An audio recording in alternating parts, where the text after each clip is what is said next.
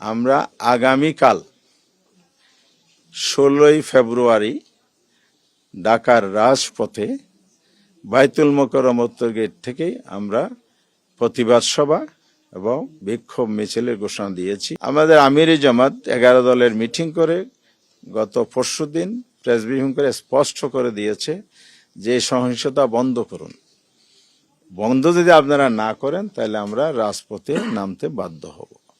আমাদের 11 দলের সিদ্ধান্ত হয়েছে পার্লামেন্টে আমরা গঠনমূলক বিরোধী দলের ভূমিকা পালন করব, দেশ এবং জাতির স্বার্থে কথা বলবো, আমাদের বক্তব্য তুলে দেশ গড়ার জন্য আমাদের বাংলাদেশ দেশকে আমরা ভালোবাসি, দেশকে আমরা পিছনে নিতে চাই না, সামনে নিতে চাই। সেই সেন্টিমেন্ট থেকে আমরা কাজ করার জন্য ভূমিকা পালনের জন্য প্রস্তুত আছি ইতিবাচকভাবে।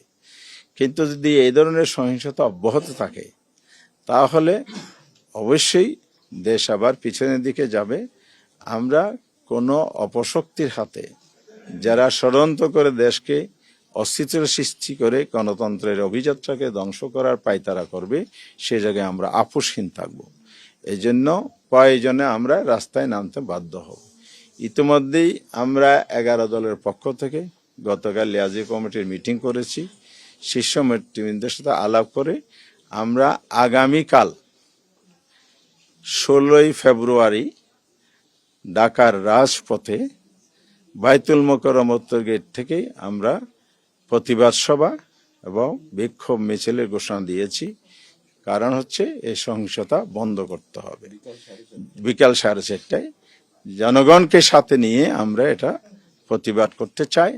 এত যে না থামে তাহলে আমাদেরকে রাজপথে আরো আগাতে হবে। আমরা চাই না রাজপথে রাজনৈতিক বিষয় সমাধান করতে হোক। দেশে একটি পার্লামেন্ট গঠিত হয়েছে, হয়তো 2 দিন পরে শপথ হবে। সেই পার্লামেন্টে রাজনীতির সকল আলোচনার কেন্দ্রবিন্দু হোক, এটাই গণতান্ত্রিক রেওয়াজ, পলিটিক্যাল কালচার নতুন দ্বারা আমরা তৈরি করতে চাই। কিন্তু যারা অধিক সংখ্যক আসনে বিজয়ী হয়ে সেই পথে না হেঁটে অসুস্থ পথে যেতে চান, জনগণ সেটা মেনে নেবে না। জনগণকে সাথে নিয়ে আমরা এটা রুখে দেবো ইনশাআল্লাহ।